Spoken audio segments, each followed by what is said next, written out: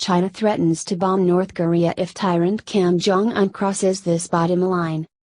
The Chinese military would react with force if Kim Jong-un's nuclear activities adversely affected areas of China bordering the hermit nation, according to an editorial in a government-owned newspaper. The article in the Communist Party-affiliated Global Times stressed the North's nuclear facilities must not put northeastern regions of China in danger. The editorial said, China has a bottom line that it will protect at all costs, that is, the security and stability of Northeast China. If the bottom line is touched, China will employ all means available including the military means to strike back.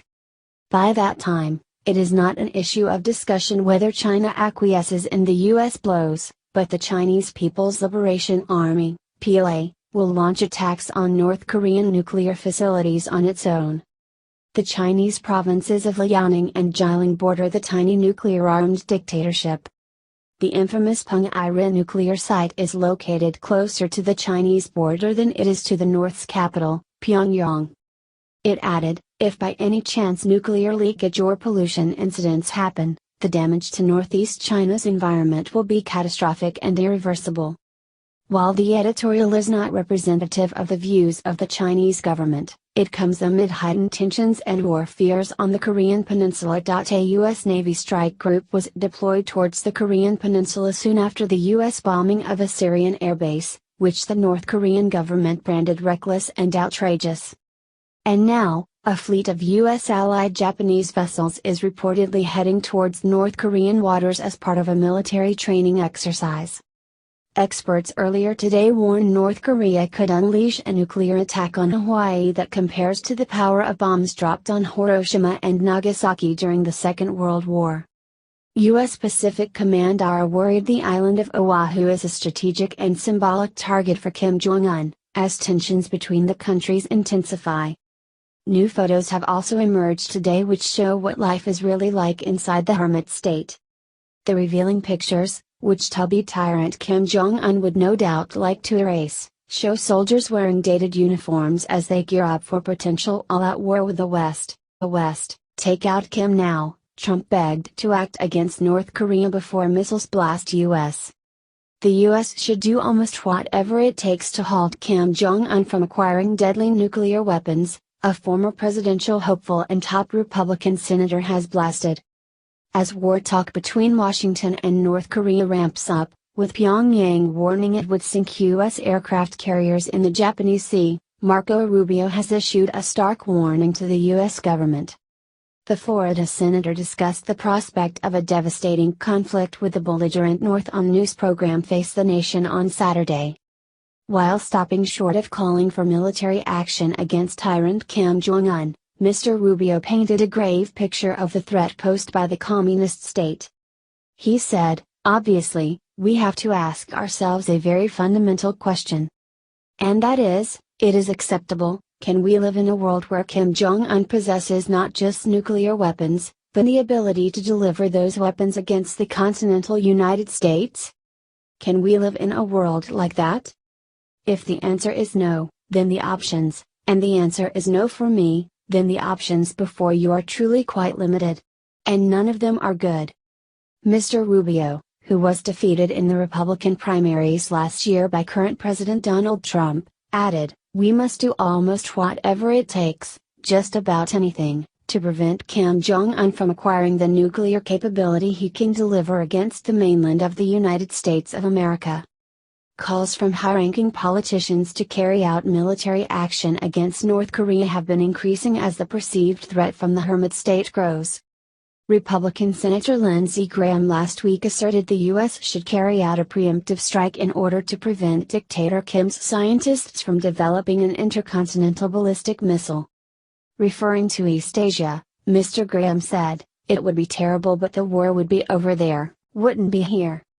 It would be bad for the Korean Peninsula. It would be bad for China. It would be bad for Japan, be bad for South Korea. It would be the end of North Korea. But what it would not do is hit America, and the only way it could ever come to America is with a missile. Pyongyang last week vowed to wipe the U.S. off the face of the earth amid lurid claims Donald Trump is moving chemical weapons the North's border in an attempt to dominate the world. Muslim cadet refuses to remove hijab, military college wipes smug grin off her face. Muslims have no respect for American culture or history, and they have no intention to assimilate. Luckily, our military is not prepared to appease any Muslim demands. A Muslim student, who is about to attend a historic military academy in South Carolina, is attempting to force the school to allow her to wear a hijab. The school refused her request and told her she is not above the rules. The military college, the Citadel, has a long history and has operated as a school for 175 years. It has not allowed an exception to the dress code once in its entire history. Now, an entitled Muslim student is demanding the school break tradition and guidelines to support her religion and protect her feelings. The Citadel's dress code is strict. Students are required to be in uniform at all times while on campus, with only 2 exceptions. They may wear bathing suits while swimming, and be out of uniform during a furlough, which only upper-year students enjoy. The Academy's president announced the decision earlier this week, explaining that the standardization of cadets in apparel, overall appearance, actions, and privileges is essential to the learning goals and objectives of the college. This process reflects an initial relinquishing of self, during which cadets learn the value of teamwork to function as a single unit, the president said, justifying the almost 2-century-long guideline. The Citadel allows for religious accommodation so long as it does not undermine the objectives of the school, such as morale, health and safety, or good order. Breaking unit cohesion for a headscarf is not acceptable. The Muslim student is not accepting the school's decision in good spirit. Instead, she is suing the school with the support of the terror-funded Council of American Islamic Relations. She says the lawsuit will go through unless the school allows her to attend in a hijab. The Muslim-led attack on our historic institutions is being launched in an attempt to undermine our history. Muslims have convinced short-sighted liberals to abandon their principles in the name of protecting the supposedly oppressed. The Muslims are not fighting for equality, as the school policy treats people of all faiths equally. Instead, they demand special privileges for only themselves. This is a part of the process known as creeping Sharia, where Muslims are able to trick a country into adopting Sharia law one principle at a time. The school informed the student that they are happy to have her attend if she arrives bareheaded, which is more than fair. Our military doesn't make exceptions for anyone, and that's one of the reasons it's the best in the world. Do you agree with the school in blocking the Muslims' demand? Please share the story on Facebook and tell us what you think, because we want to hear your voice. Breaking: Sean Spicer, all Trump's tax records are now available and in a safe place. Comments. Sean Spicer, Trump's tax records are now available in a safe place for all to see. CNN reporter, where is that?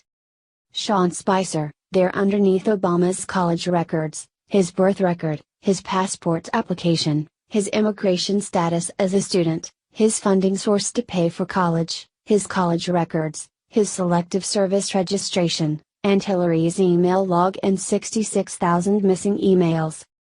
I am so sorry, we could not help ourselves. Like that one? Here is another that did very well at Joe for America. Trump offers Hillary Clinton a key role in his new administration.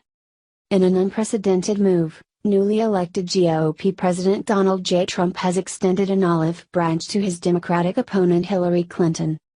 After a brief discussion by phone this afternoon, Trump said that he and Hillary had agreed that she would join his administration in January in a very important capacity.